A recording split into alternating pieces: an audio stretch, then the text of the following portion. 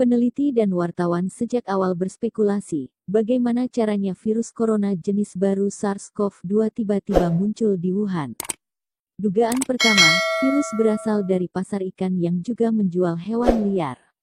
Tapi sejumlah media barat kini memberitakan kemungkinan virusnya bocor dari Wuhan Institute of Virology yang berlokasi tidak jauh dari pasar ikan Wuhan. Dilansir Republika, Rabu tanggal 22 April tahun 2020, teori mengenai kemungkinan kebocoran dari laboratorium di Wuhan sudah menyebar lewat media sosial sejak bulan Januari silam. Tapi teori ini dicampur dengan teori konspirasi tentang riset rahasia senjata biologis oleh militer Cina. Ketika itu, harian Washington Post membantah teori kemungkinan virusnya adalah hasil rekayasa manusia. Wawancara dengan sejumlah pakar virologi menyebutkan, melihat sifat virusnya tertutup kemungkinan bahwa itu mutasi buatan manusia. Ini diperkuat dengan riset dari tim peneliti di bawah pimpinan Christian G. Andersen, yang dilansir dalam jurnal ilmiah Nature Medicine terbitan tanggal 17 Maret. Tambahan lagi, apa yang dikerjakan Institut Virologi di Wuhan tidak dirahasiakan dan hasil riset virus kelelawar yang dilakukan di sana juga dipublikasikan dalam sejumlah jurnal ilmiah. Mitra peneliti barat juga terlibat dalam sejumlah topik penelitian. Galveston National Laboratory dari University of Texas juga merupakan mitra erat Institut Riset di Wuhan. Bahkan Amerika Serikat membiayai sejumlah penelitian di Wuhan, demikian lapor harian Inggris Daily Mail. Dari mana datangnya pasien infeksi pertama?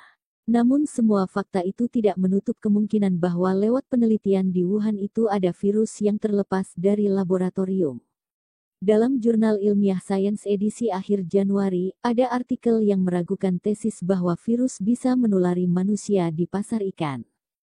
Salah satu penelitian yang dipublikasikan dalam jurnal ilmiah The Lancet menunjukkan, dari 41 pasien pertama yang terinfeksi COVID-19, sebanyak 13 diantaranya tidak punya akses sama sekali ke pasar ikan. Selain itu, sangat mungkin bahwa pasien zero atau pasien pertama yang terinfeksi sudah tertular virusnya pada bulan November tahun 2019. Kasus-kasus pertama infeksi virus corona, sama sekali tidak punya kontak dengan pasar ikan, juga ditegaskan oleh Daniel Lucy, guru besar penyakit infeksi di Georgetown University Medical Center dalam wawancara untuk Science ketika itu.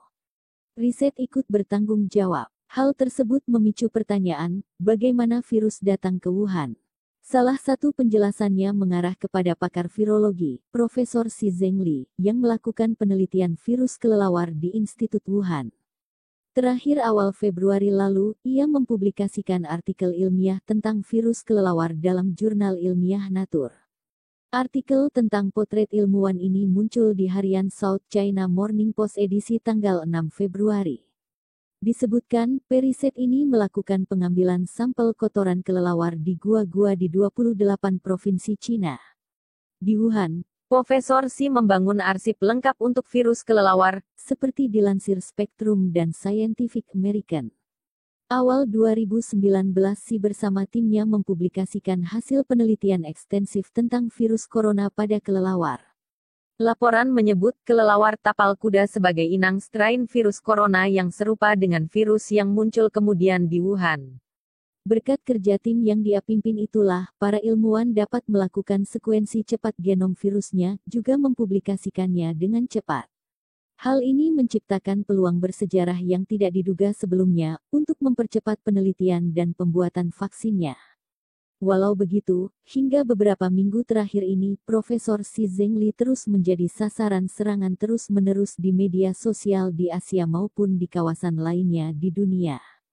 Hal tersebut memicu pembelaan dari rekan penelitinya, Peter Daszak pimpinan The Echo Health Alliance, NGO di New York, yang berfokus pada riset ilmiah dan pencegahan pandemi. Daszak mengatakan dalam sebuah wawancara dalam acara Democracy Now! Di National Public Radio, sebuah lembaga penyiaran publik D.